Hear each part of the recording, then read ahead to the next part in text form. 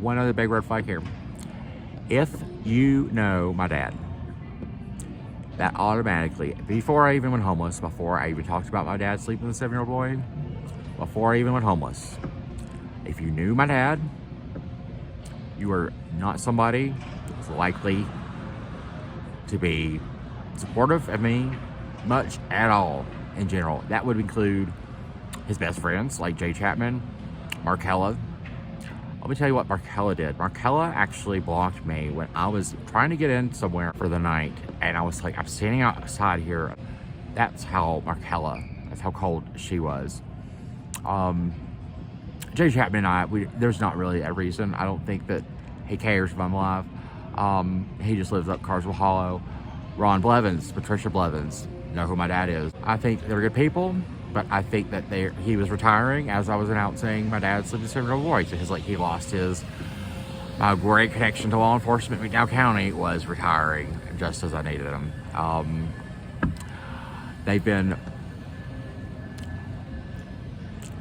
been better than most people, but they really just aren't able to do enough to save my life or the one of the 7-year-old boys. It's just kind of like, I know they want to, but I just don't think that they think that they can. It's really sad. Rest of my family, real quickly, like, if you know my dad, closer you know my dad, the harder and more unlikely it is.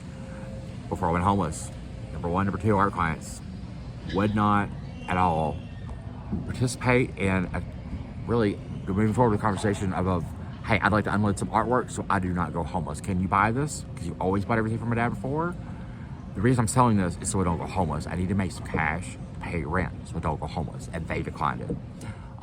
Remainder of this segment, I just want to show you and talk about McDowell County and my dad's closest associates in general. But here's a picture of my dad in February 2023 when we drove almost across the state from southern West Virginia to nearly Pittsburgh so he could take a picture of something he wanted to paint. He had already lost the picture that he had drove up and already made previously. Here's us the following week. In 2023, my dad has multiple homes and 3 SUVs he never paid for. Here we are siphoning gas off the red one to put gas one time in the oldest one. It never felt like a homelessness rescue. It really just kind of felt like a continuation of problems, still lingering sense of homelessness, never feeling like I belonged at this new cabin. My dad apparently had been house sitting for 10 months and not paying utilities. But we're unable to get off the mountain here. And I actually had to ask my brother, the one who denied me HIV medications in Charlotte. I said, Drew, we need money. I'm not asking you for me myself. I'm asking you for your dad. We can't get off the mountain. After 2, maybe 2.5 weeks, my dad finally decides to leave me at the house when I left for Colorado. And this is a 6,000 square foot Cole Barron's mansion, over 100 years old, it's falling apart inside. It's a gargantuan home he can never really afford. And when I get there, there's no water. There's no running water in the home. There's vermin. There's other problems. The ceiling's caving in. But I just want to refer back to like my dad's associates within McDowell County, the poorest place in the United States. He is an Emmy-nominated film called Hollow, a documentary about McDowell County in 2012. It's 2023, and I can say that, well, there are very few exceptions, and the people who know my dad and were still supportive and willing to help me succeed in life, just in generally. One person that would have been one of those people would have been someone who was homeless before from Florida, but kind of newer to the area and knew my dad, but also knew I didn't have water at this home I was staying in all by myself, with no transportation, not really a path forward in any way.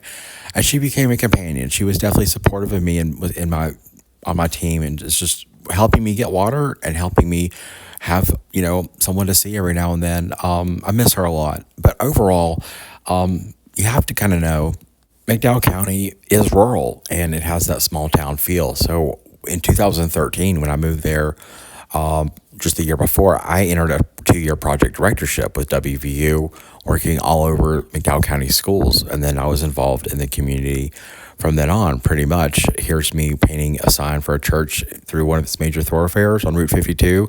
Here's me putting up posters with that position at WVU at the community hospital.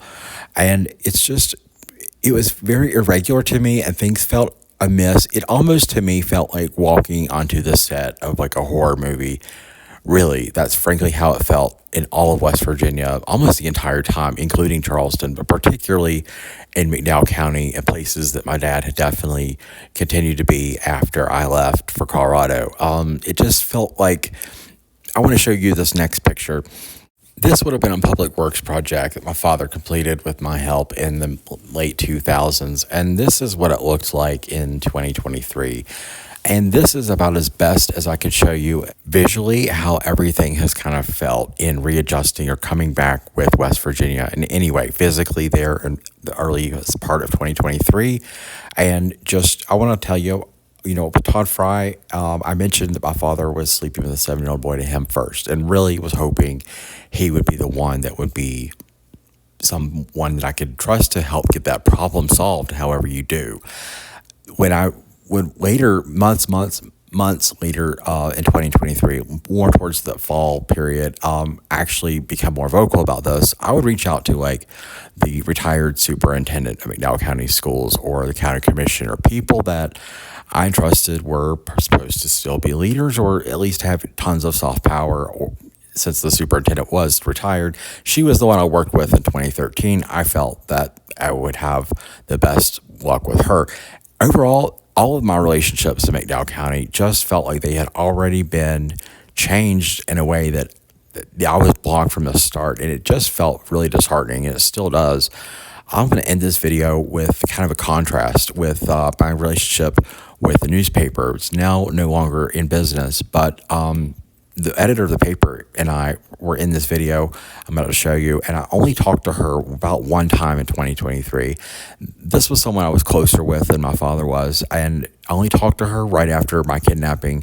She was one of the first people I was able to talk to online about that. She was supportive for a few days, and then it just kind of dropped off. It's just been very peculiar to me that I can't really find any allies in anybody that's kind of geographically close to my dad, and it's just very disheartening because he has multiple addresses. He's not staying at the one I know, and I don't have his phone number. My brother actually won't give it to me. It's just kind of separate from the homeless problem, but also very important. It's just like, what do you do? Hey Mom, it's me, and look right here. This is so you'll be looking right at the camera. Okay. But anyway, hey Mom, it's me. Today I'm at the Welch News, and there is Missy, Hi, Mom. the editor, and she has graciously accepted my request to come in and just show the staff here what I know about writing a newspaper. And Missy, do you want to say anything? Mom, we love your son. He is volunteering his time to come and help my young staff learn how to write a news article. I'm so thankful for him, and he's up and coming in the county. Give him a good pat on the back. We love him. All right, Mom, this is the video for the day. I'll just try to send you another one tomorrow, wherever I'm at, whatever I'm doing.